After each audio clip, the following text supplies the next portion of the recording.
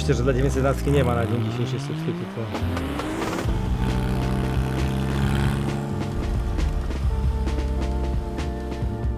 Na pewno doceniam w Porsche w 911 ewolucję, nie rewolucję, tak? Myślę, że ja to bardzo cenię.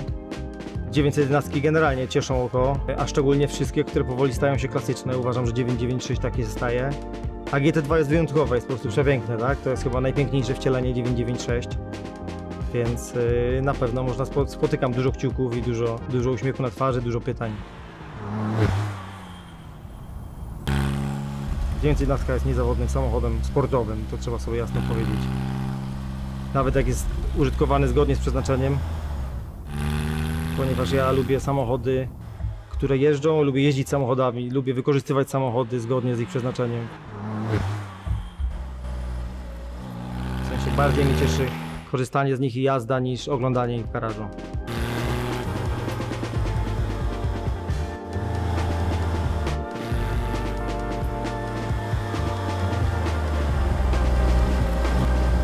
Auto, które jest bardzo blisko samochodu wyścigowego. Ciężko powiedzieć, czy to jest auto wyścigowe.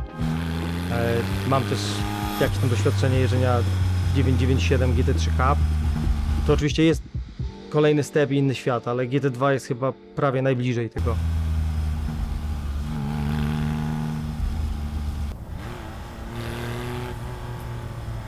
To jest na pewno brutalny samochód, który nie wybacza błędów. Pozwala ich troszkę czasami popełnić i daje sygnały o tym, że je popełniamy.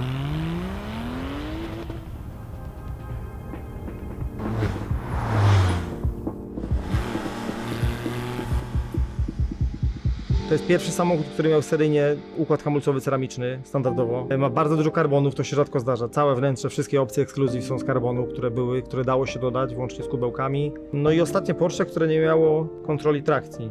Także jak przez wielu jest to nazwane, taki ostatni Widowmaker.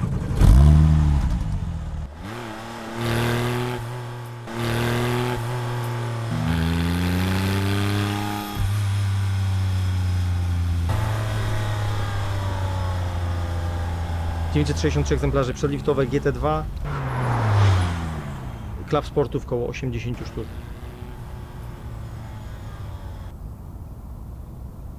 Jest samochód czarny, to jest Club Sport.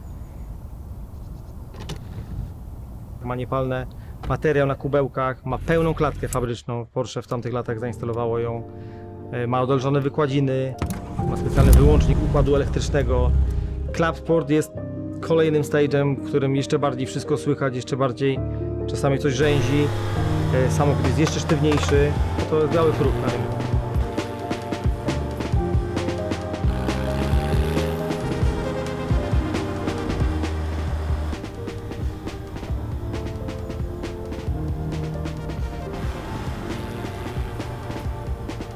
Za każdym razem, co się wsiada do tego samochodu, jednego lub drugiego, to po pierwszych 5 km, 15 i 50 się mówi, że ten samochód jest niesamowity.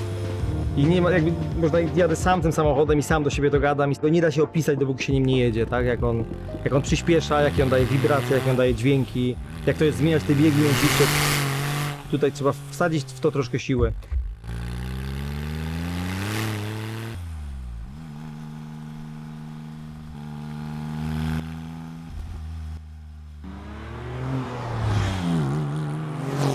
Ja czerpię przyjemność z jazdy przede wszystkim z serpentem, z jakby jazdy po górach, z miejsc, w których niekoniecznie muszę jechać bardzo szybko na prostej, ale muszę się zaangażować w jazdę i to mi daje najwięcej frajdy, że jakby dobrze wejdę w zakręt, dobrze wyjadę z zakrętu, że jestem skupiony na tu i teraz. Uważam, że zakręty są dla szybkich kierowców, a proste są dla szybkich samochodów.